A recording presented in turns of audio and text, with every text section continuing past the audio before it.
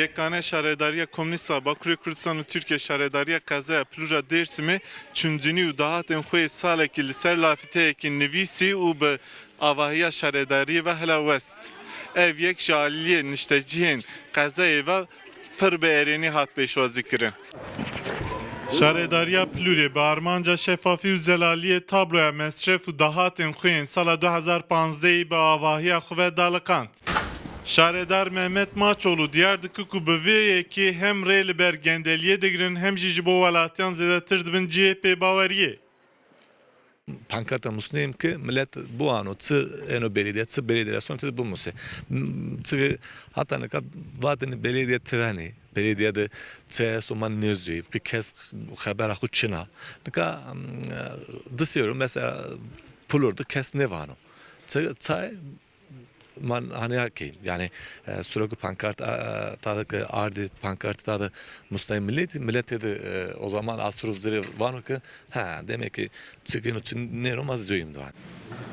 Mehmet Maçoğlu 2 sal beri vekî namzedê Partiya Komünista Tirkiye TKP hat hilbijartin û bû şaredarê Plûrê. Ji wê rojê ve jî bi gav û kiryarên xwe yên balkêj dikeve rojevê. Cara yekeme şaredarî bi vî rengî dahat û lêçûyên xwe eşkera dike. Hatta çûnyanın Çin'i bir. Yani her belediye amaçlı.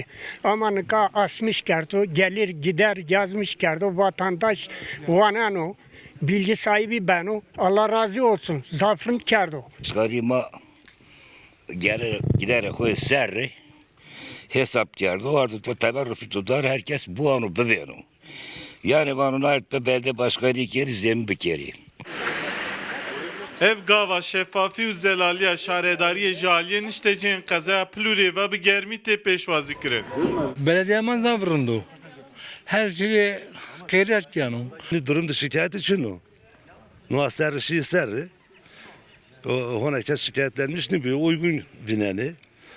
Herkes memnun o. Otobesên şaredariya Plûrê 2 sal bê perê û belaş rêwiyan hildigirin.